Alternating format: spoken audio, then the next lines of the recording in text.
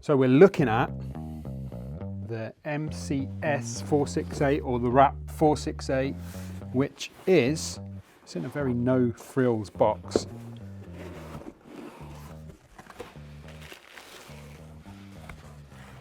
Essentially, it's an M4 style paintball rifle. 68 cal, solid piece of kit.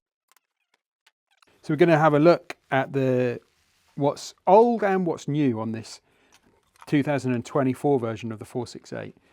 And some of the big changes really are internally. So let's go there first. So really simple, he says, to get into this. So you've got two split pins, very similar to what you'd find on a real rifle. And inside the top receiver, you have the new Javelin bolt. The difference I see on this between this and the old one is this is really highly polished. Also, one piece receiver.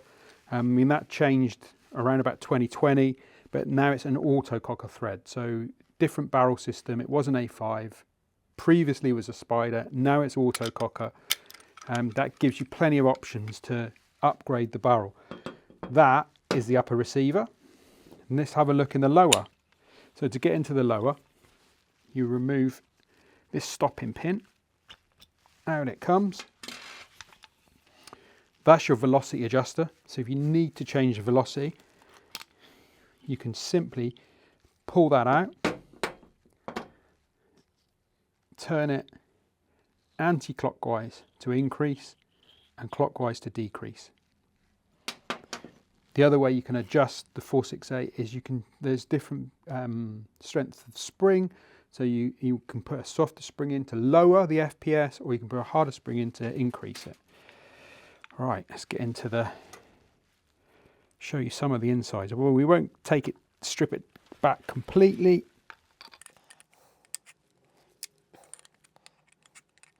Come on.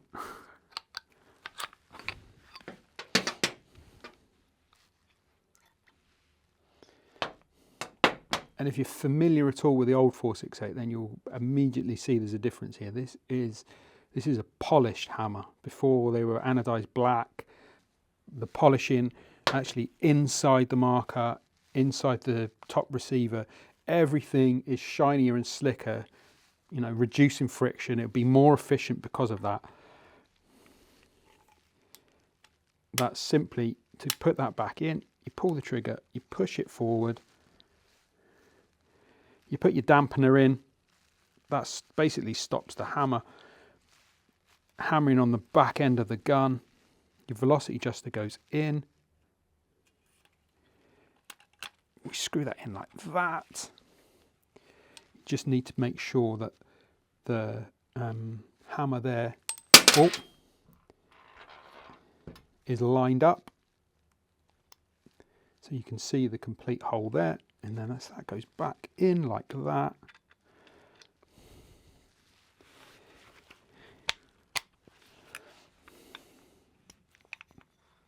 You've got your drop ball system there. So when you release the mag, it's called the cigar cutter as well, is literally the balls won't drop out. When you pull the mag out, the balls that are in the chamber, they won't fall out on the floor. Also, this is a newer mag well. It's I think it changed in around about 2020, but that comes as standard on all 468s now.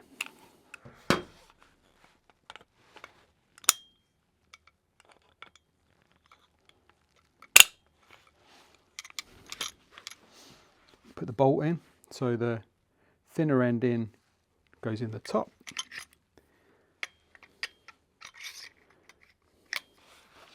Just put your finger in, activate the lock bolt, that goes all the way forward.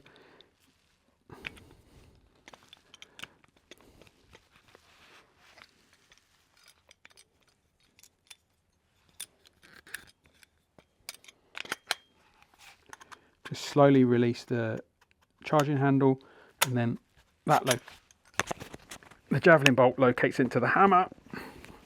And I might have to give this a bit of gentle persuasion.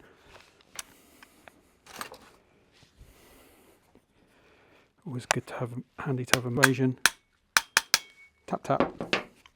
Just check that they're connected. Charging handle. You can hear that click. That's the hammer activating and the Javelin bolt going forward. So that is good to go. You can't fire the 468 unless it's loaded, because it's got the lock bolt system. So the ball doesn't chamber properly, the gun doesn't fire, you get no break. So it's a mechanical eye system. It's a great system, but obviously means you can't dry fire the marker. I'm just going to get some other things out of the box.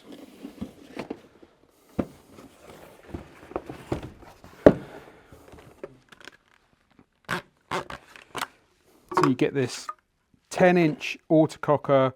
It's called Lion Claw Barrel, smooth bore. I think it's 0.69. So pretty forgiving on most paint types.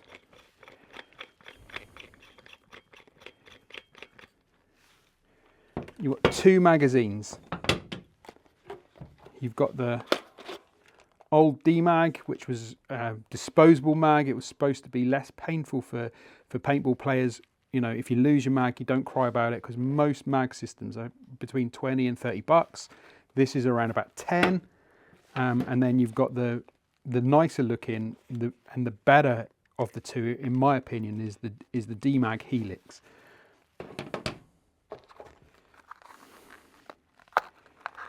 I don't need that anymore.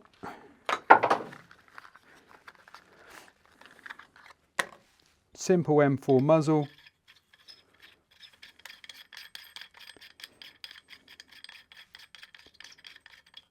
You've got some very, very basic front and rear sights.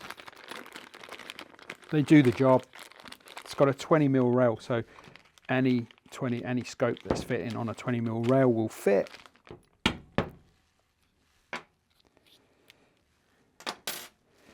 So, to charge it, you can either use this, which is a remote line adapter. What you will need is a remote line going to a larger tank. My preference is this, which is a 0.2 litre or 13 CI tank.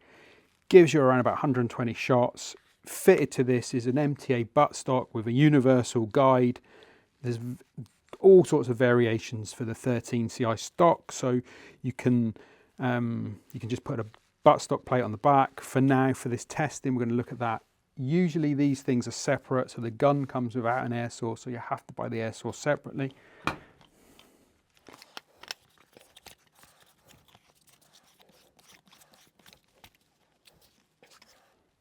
You just want to make sure that that gauge on the air tank is not in a position where it's fouling the charging handle, and that's you want to make sure the tank's charged, because when it's charged it will sit in a different position from when it's empty.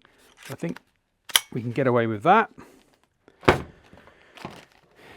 68 cal.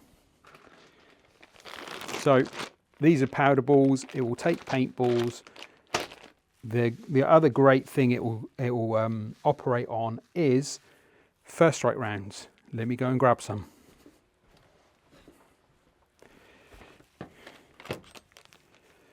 So here we have some first strike rounds. Here we have some first strike rounds. Just to explain what they are. We do it in almost every video we do. So it's like half a paintball, half a shuttlecock, fly further, fly faster. So both of these types of magazine take the first strike rounds and the rubber rounds.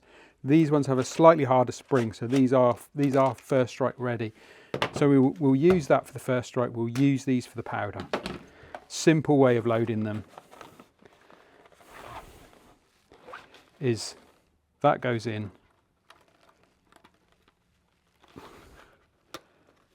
Said it's simple.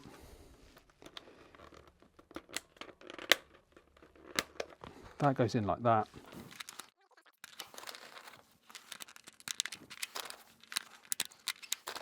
So if you put a camera on anything, an easy job always seems to be more difficult.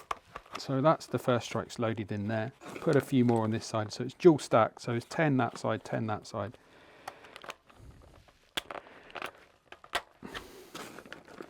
Dydam has a similar mag system. The EMF and the EMF 200 also have mags that work that way. They do have continuous mags as well.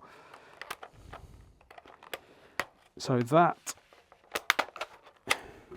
we'll leave it there.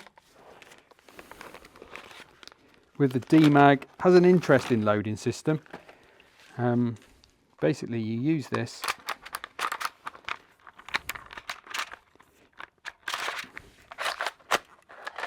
That locks the follower back.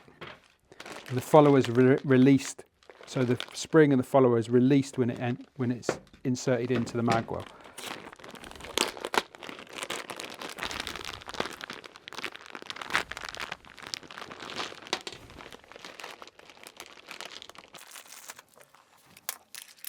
So this is a little bit easier to load. I might put 1 or 2 first strikes in there just to prove it's not that difficult.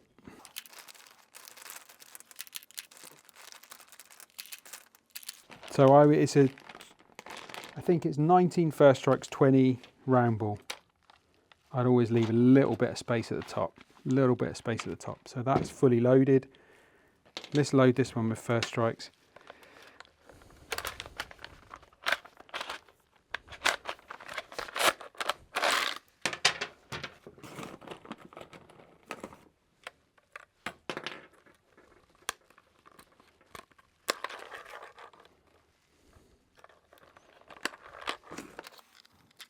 So obviously you've got to make sure that they're facing in the right direction.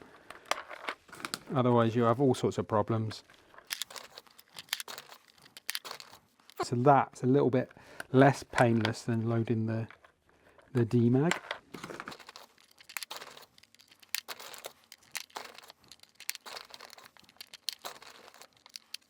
There we go, fully loaded, ready to go. What I'll do is I'll attach the sights. Probably won't make a massive difference for my shooting, but we'll put them on there and we'll see how this thing shoots.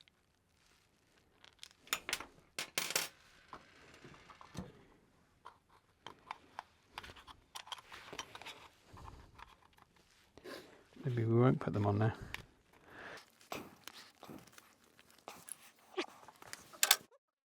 Hammer time.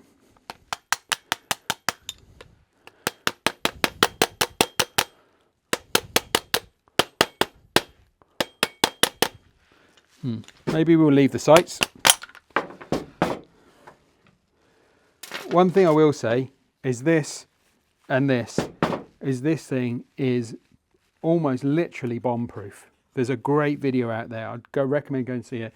Is in the early days of the 468 and the 468 PTR, the manufacturers MCS Modern Combat Sports, they did a torture test. They buried this thing. They shot it with a shotgun. They blew it up with dynamite. Yeah, and well, it didn't survive the dynamite, it survived the shotgun, it survived drowning, it survived being chucked off a building, dragged behind a truck. These things are virtually indestructible.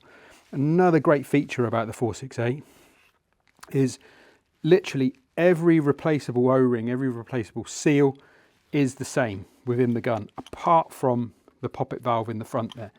And I'll just show you, because I think it's great. It's a great design. It is literally the same size as you'll get on any tank O-ring. So you only ever need to take one O-ring to the field and yeah, you can replace it. Same O-rings on the tank O-ring. It's on the Javelin bolt, it's on the hammer. Simple and great piece of design in my opinion. Now if you don't like these magazines, I'm very happy with the Helix mags. Some people don't like them, but if you don't like them, we have a new magwell, which I will grab now, which is here.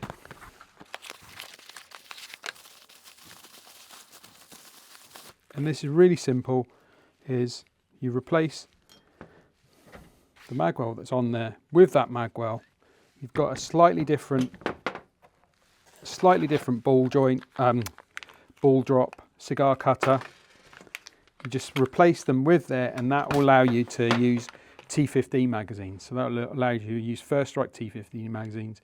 If you're really anti DMag Helix, or if you've already got a 468, you're not a fan of the magazines, you can change it. You can use T15 mags with the 468 now.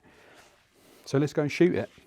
Said we'd shoot it about 5 minutes ago. Let's actually go and shoot it now and see what this does. We're going to shoot first strike. We're going to shoot powder balls. I'm expecting it to be more efficient than it was previously, but let's go and find out. 468, 2004.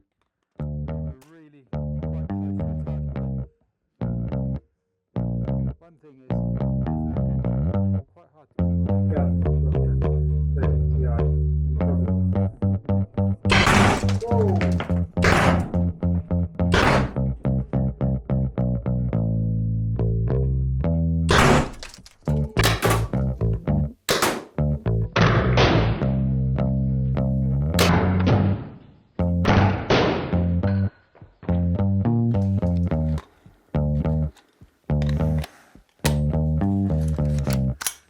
bolt kicked in.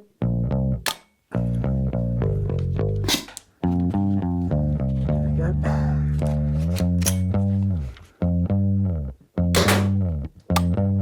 That's it. All out. Lock bolt did its job. 468.